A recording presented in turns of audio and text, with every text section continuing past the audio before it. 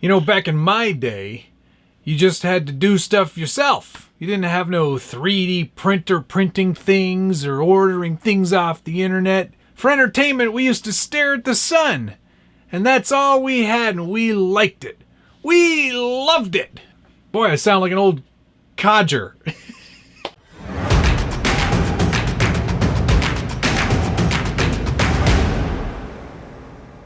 Welcome back to the Scale Builders Guild. Thanks again for watching. It's week 3?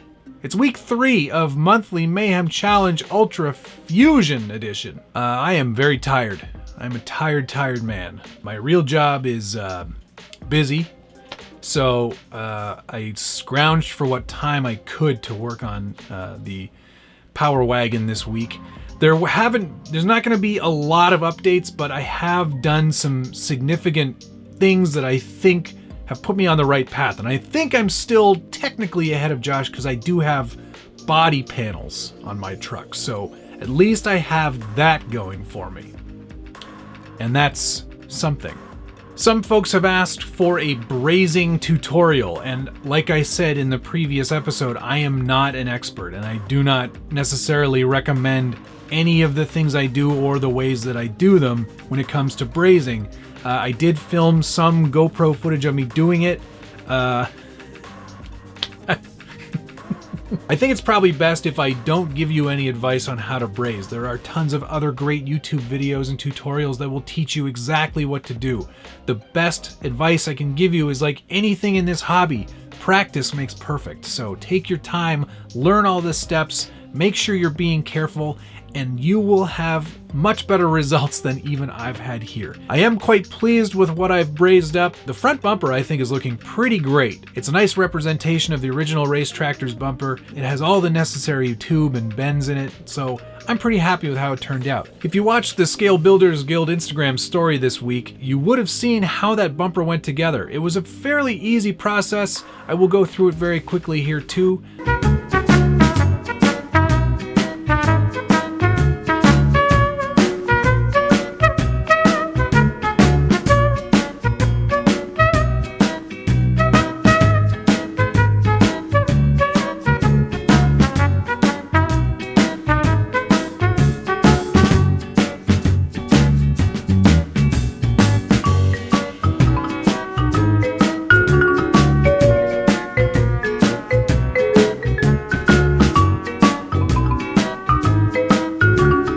Additionally, because of the way I built this bumper, it is quite modular, and if I need to remove it for any reason, it will come off quite easily, and I haven't damaged the original structure of the FusionSC short course truck. So if I do want to turn this back into a short course truck at the end of this challenge, I can totally do that. I spent most of my time making sure that I could hard mount the rear cage to the actual chassis of this truck.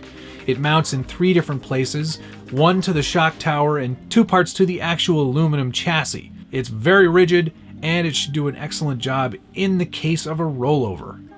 I'm not obviously hoping for any of those, but you never know, it could happen. I also mounted an M4 bolt to the rear part of the cage so I can actually have that spare tire mounted firmly as well. I think it actually completes the look having that spare tire, so I'm pretty happy with how that has turned out. I also started the paint process on the actual body. I needed to cut out all the windows, so I took care of that. I also needed to reinforce and build out the rear bed, and I've done that as well. I'm using ProLine RC body paint. This is a polycarbonate specific airbrush paint made by ProLine. I'm testing it out for the first time, and so far I'm pretty happy with the results. I've got a whole bunch of different colors.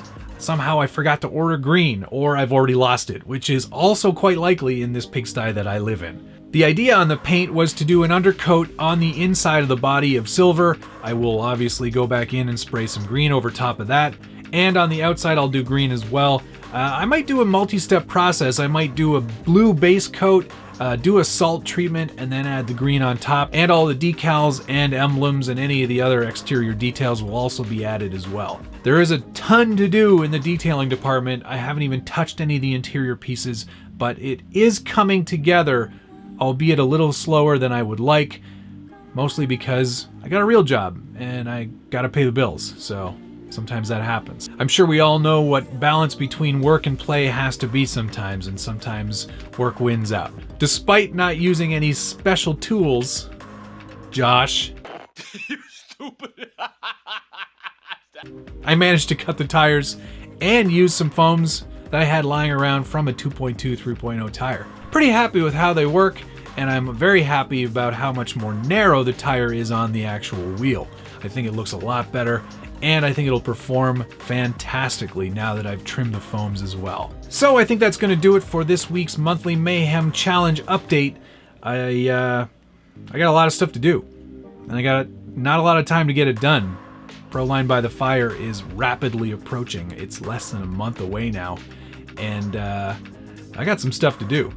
I'm hoping to have a little more done for this Friday's vlog update. Maybe we'll get another coat or two of paint on this truck. I'm pretty pleased with the progress. I'm also pleased to see that Josh is catching up in terms of his build. That cage work that he did is fantastic, and I cannot wait to have these two trucks lined up next to each other, competing against each other at ProLine by the Fire. I think this tribute to the race tractor is looking pretty cool. What would you build if you had the opportunity? Would you build something like this, or would you build something more modern like what Josh is doing? Post your comments down below. You know I love reading your feedback, and of course, I answer every single comment. If you like this video, of course, hit the like button and subscribe if you haven't already. Be sure to hit that notification bell so you get updates every time there's a new video from the Scale Builders Guild. Thank you so much for watching. See you again soon.